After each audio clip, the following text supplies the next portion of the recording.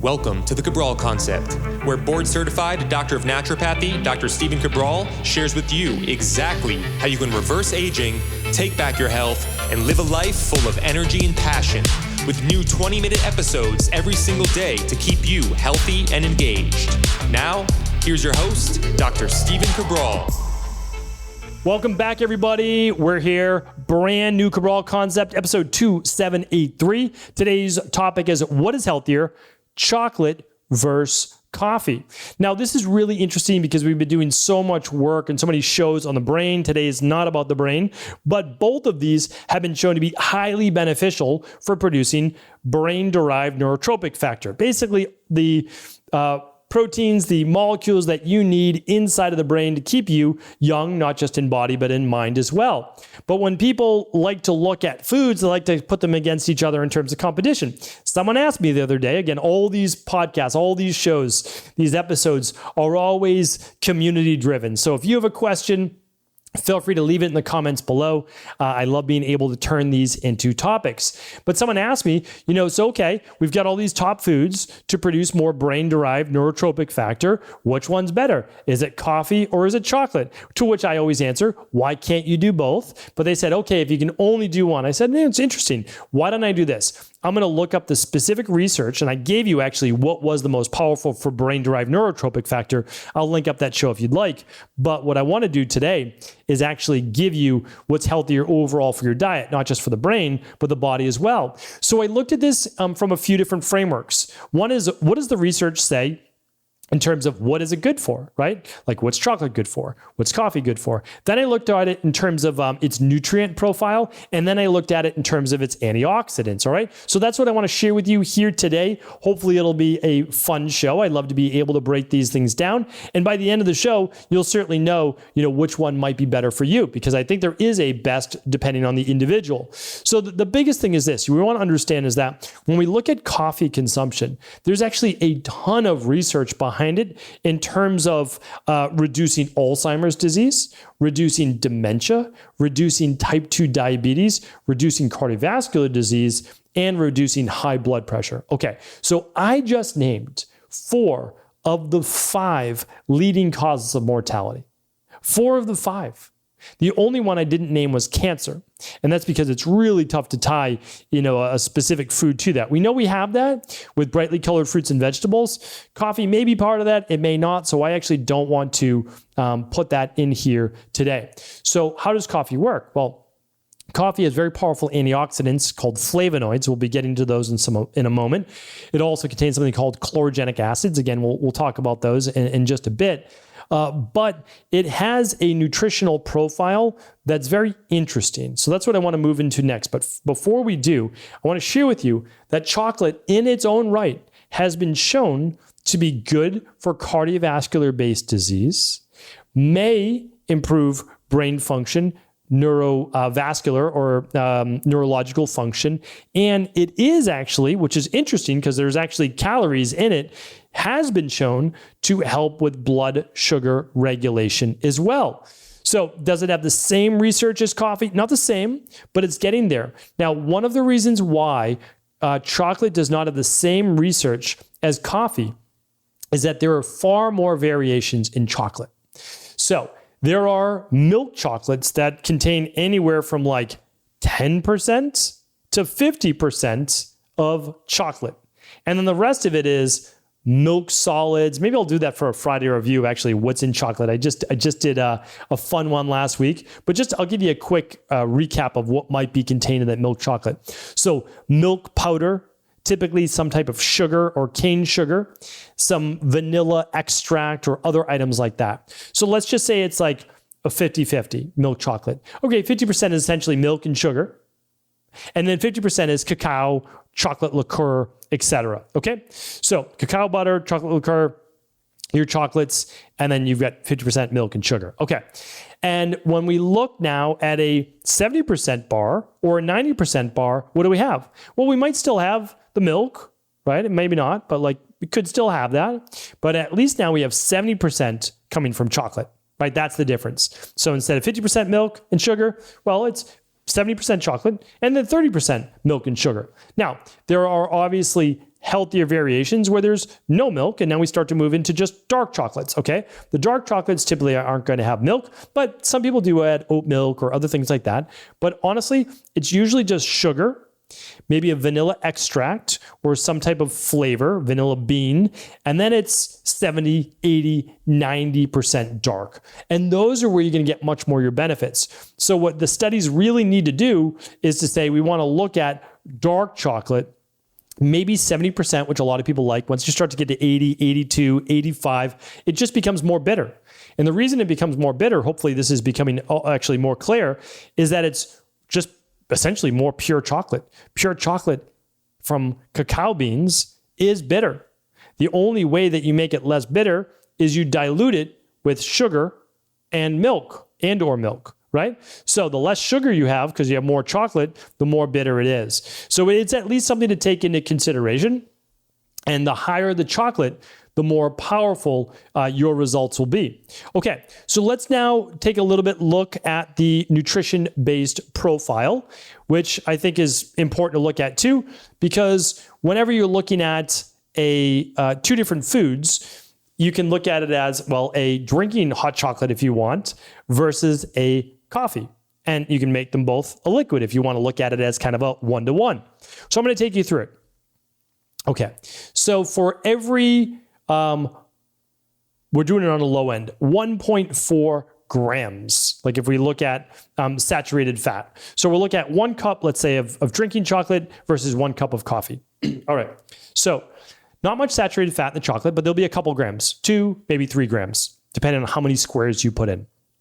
Very little, if any, fat at all, saturated fat in coffee. Okay, so almost no fat. There's almost no calories at all. Calcium, chocolate has the edge. 114 milligrams of calcium, 2 milligrams in coffee. Phosphorus, right, great for the bones, 105 milligrams in chocolate, 3 milligrams in coffee. Zinc, 0.63 milligrams in chocolate, 0.02 milligrams of zinc in coffee. Very small either way. 23 milligrams of magnesium in chocolate, 3 milligrams in coffee. Small amount, both directions, but chocolate, actually, the magnesium adds up the more you eat, of course. You eat a half a bar of chocolate, you're getting a good 100 plus milligrams of magnesium. That's why sometimes your body craves chocolate, not for the chocolate, but actually for the magnesium. 15 milligrams of choline versus 2.6. 197 milligrams of potassium, that's a decent number in chocolate, 249 milligrams in coffee. How much sugar in your typical, let's say 70% dark? 9.6 grams, so 10 grams of sugar versus 0 in coffee, unless, of course, you add the sugar. 1 gram of fiber in chocolate, 0 in coffee. Vitamin D, about 45 IUs in chocolate, 0 in coffee. Now, this is just one rendering, but it's pretty close. So when you look at this, you can see that coffee is essentially 99% devoid of mineral or vitamin-based nutrition, where hot chocolate or chocolate actually has 3 grams or so of protein, 2-3 grams of fat, 9-10 grams of carbs coming typically from the sugar or the bean itself. It's got a little water and then it's got nutrients in it. So if we're giving an edge, it depends on how you want to look at this. Are you someone that's trying to watch your calories and watch your fat and sugar intake? I'm a little bit leery of chocolate as a healthy food when it contains a fair amount of sugar. And the reason is, whenever you combine fats and sugar at the same meal, in an easy to digest meal, it can be detrimental for weight gain. So you just want to be careful with that. You want to be careful. Now, no big deal if you're having 2-3 squares of chocolate, after a meal, especially if it's 70+%.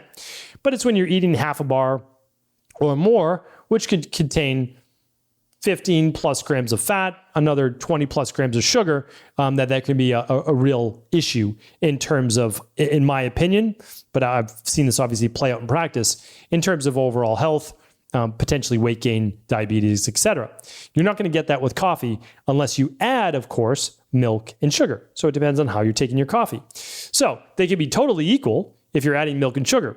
right? Without a doubt, because you're getting the calcium, you're getting all these different things with it. So that's more of a pick'em. I would say if you're actually looking for the nutrition from it, then you're going to get more nutrition from chocolate, okay, in terms of micronutrients. So what I like to do, and I talked about it on last Friday's podcast, is actually get 100% dark chocolate. Now it's bitter, but you don't need a lot, and it's powerful in terms of its antioxidants. Now you're not getting the sugar, getting a little bit of the fat, but what you're getting is all of the micronutrients as well. So a nice way to do it. Or you can even add it to your coffee. We can talk about that at the end. Now, the last part is on antioxidants. All right. Antioxidants, there's a lot of debate on which one is superior. When I look at the ORAC value and I look across, essentially when we're looking at how ORAC value essentially distributes and looks at antioxidant capacity for a food. Typically, this is how it looks when it's looking at food-based. It's looking at blueberries as one of the most powerful foods that you can eat, like on literally a daily basis, okay? Cranberries is up there. Your strawberries are up there. Your kale and dark leafy greens are up there in terms of antioxidants. I have a whole show on antioxidants. I can link that up here today as well. I'll give you the show notes in just a moment. But when you start to look at other foods or food substances, when you look at a 70% dark chocolate, it is almost on par with wild blueberries that are typically at the top, along with like pomegranates and other things that are maybe a little bit more obscure. So at the top are actually a lot of drinkable foods that you could add in. Now, this may surprise you, but roasted coffee beans are at the top of the list. The roasted coffee beans actually allow for many of those antioxidants to become liberated. Now, I did give you before the whole coffee fruit extract, and I'll link up that show as well, is the best for improving brain cognitive ability and staving off Alzheimer's. But roasted coffee beans, which are a little bit different than the whole coffee fruit extract, have more than double the amount of antioxidants as wild blueberries or 70% dark chocolate. Now, the debate is this. Green tea has about 10% of the antioxidants of coffee. Now, it's still very high. It's just coffee's off the chart. The difference is matcha tea is said to be on the same level as coffee, if not greater. And here's the reason why. You're not using the loose leaf and filtering it through water. With matcha, you're actually grinding up the tea leaves and consuming them as a powder. Pretty remarkable, right? Well, it gets even better. There's one more part to it. If you were to take the cacao beans, the raw beans, the cacao powder, and grind them down, the cacao beans, to a powder, they may actually be higher than almost any of them, right up there with matcha and roasted coffee beans. They may even be above. That is, there's back and forth on that. I think it's like a little bit of conflict of interest. This study shows coffee beans are the highest in antioxidants. This study shows clearly that chocolate is not as high as coffee beans. However, when you get raw, crushed, powdered cacao beans, which is very bitter, but you can absolutely put it in your smoothie or your cup of coffee, now you have a very rich antioxidant beverage. So the debate may continue to go on, but what I can share with you is this. There is no doubt that the science is clearly proven. It doesn't have to be caffeinated. You can have decaf coffee. Just make sure it's Swiss water processed, or there's a new CO2 extraction as well. When you use a healthy coffee, it can be to your benefit in terms of a very powerful antioxidant, anti-inflammatory, great for overall aging and longevity. On that same token, I would say is if you're up for it, you can make yourself a super powerful, super antioxidant coffee by simply adding in some raw cacao powder to your coffee. Now, it's good, may make it a little bit more bitter, depending on how you like your coffee. You could blend that up. You could add a little bit of nut milk if you wanted to it and actually make more like a mocha. This would give you a very rich, powerful antioxidant drink that you truly may enjoy. Again, it can be decaffeinated or it can be caffeinated. I wouldn't go overboard in terms of caffeine, but 200 milligrams or so per day is pretty standard and acceptable for the average individual. Just make sure that's before 1 p.m.